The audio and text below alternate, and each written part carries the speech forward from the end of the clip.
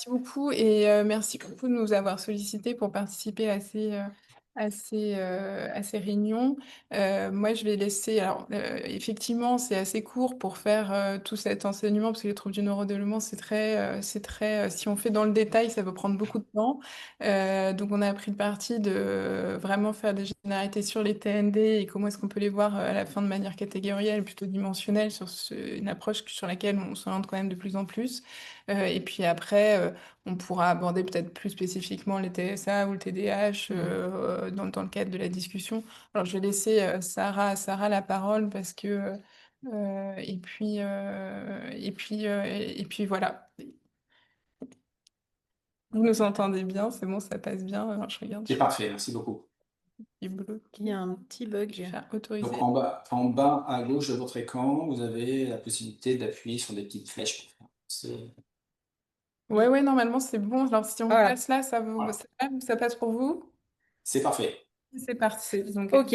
Alors, on va faire un peu vite. Je suis désolée, ça va être un petit peu catalogue, mais c'est un peu à ce prix-là. Euh, t'as le ok. chrono là, donc, Donc, les troubles du neurodéveloppement, il faut quatre critères. Il faut un déficit dans l'un des domaines du développement, on a vu. Il faut que ce soit précoce et durable dans le temps.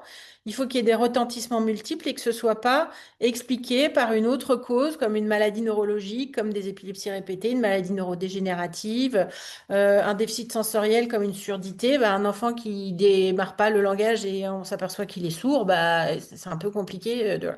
Donc, par exemple, des fois, il y a des diagnostics différentiels qui sont évidents comme ça. Ou des carences extrêmement sévères. Alors ceux de ma génération sont très marqués par les histoires des orphelinats roumains où des enfants étaient laissés à l'abandon à eux-mêmes, donc dans des situations carentielles extrêmes, et du coup ils étaient quand même bardés de symptômes parce que faute de stimulation. Là, c'est un peu la liste de tous les TND qui existent, le déficit intellectuel, l'autisme, le TDAH, le trouble du langage oral, les dyspraxies, les dysgraphies, les dyscalculies, les troubles du langage écrit et les tics et les syndromes de Gilles de la Tourette. Donc, je reviens un petit peu sur le neurodéveloppement très très vite, hein. Donc, le neurodéveloppement, c'est un phénomène dynamique. On vient au monde un peu comme son portable. On a des programmes qui sont déjà installés et ces programmes, ça sert ça sert à installer d'autres programmes pour faire évoluer son téléphone.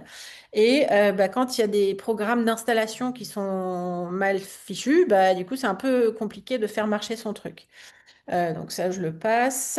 Donc il faut savoir que c'est un phénomène dynamique qui est évolutif, qui repose sur la plasticité neurologique, que c'est un phénomène en cascade. Par exemple, on arrive avec la marche automatique et puis avec le besoin d'explorer. Et petit à petit, ben, on développe des fonctionnalités motrices qui permettent de se mettre debout. Puis un jour, on se met à marcher.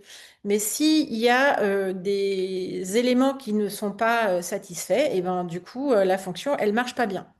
La deuxième chose qu'il faut avoir en tête dans les neurodéveloppements, c'est il y a ce qu'on appelle des fenêtres d'apprentissage et que ben, on a entre telle période et telle période pour optimiser l'apprentissage de quelque chose et que quand on passe la période, c'est beaucoup plus difficile.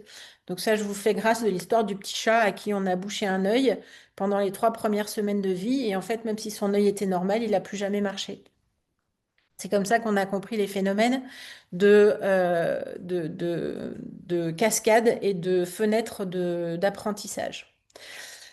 Il y a une place importante de la génétique. Alors, c'est pas monofactoriel, c'est probablement des variants communs qui se transmettent qui se transmettent en quelque chose, encore une fois, de dynamique entre l'environnement et le cerveau et tout un système de génétique et d'épigénétique qui intervient dans tout ça. Donc, vous voyez que le rôle de l'environnement dans le neurodéveloppement, il est crucial, mais le rôle de la génétique et des particularités individuelles, elle ne peut pas être négligée. C'est vraiment pas quelque chose qu'on peut mettre sous le tapis, ça existe.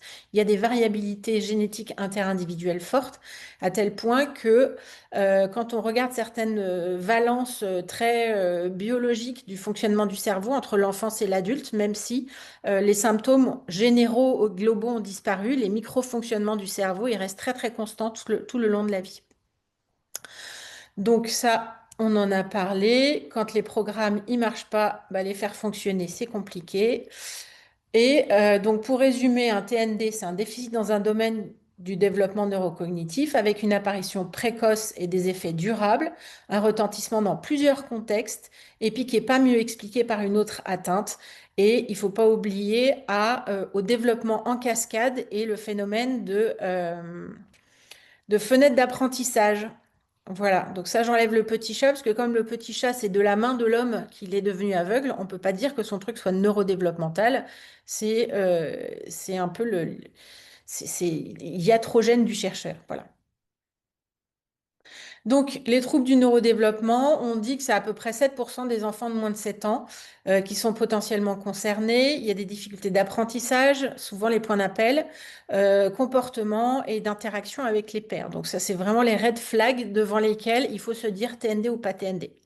Alors du coup, les TND, comment on peut les voir? On peut les voir de manière catégorielle, hein. Vous voyez, on voit bien ce que c'est. C'est-à-dire que le DSM, on le voit, on a des catégories, on coche suffisamment de cases.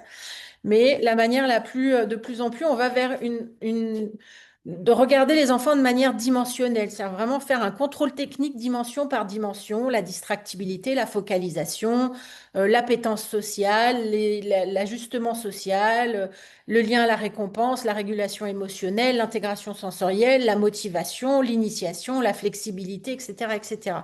Et des tas d'autres dimensions qu'on ne connaît pas encore, qu'on n'a pas encore identifiées. Des fois, il y en a des rigolos qui sont antinomiques, par exemple, explorer ou exploiter. C'est des dimensions.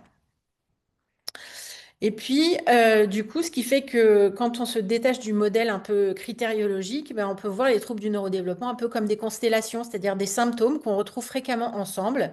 Et à vue de nez, on peut identifier des constellations. Et puis, quand on regarde de plus près, de manière, on peut les regrouper en quelque chose d'un peu critériologique et syndromique, mais il ne faut pas oublier qu'on est dans un espèce de continuum sur lequel nous, avec notre perception, on construit des catégories qui ne sont pas hermétiques, qui ne sont pas fermées. Voilà. Et du coup, moi, ce que je dis toujours, c'est que quand on s'en sort pas, qu'il y a trop, qu'on ne comprend pas, il y a un peu de critères de ceci, un peu de critères de cela, et que c'est un peu l'enfer, il faut revenir à ça, c'est-à-dire les dimensions, et tout mettre à plat et regarder la situation dimension par dimension.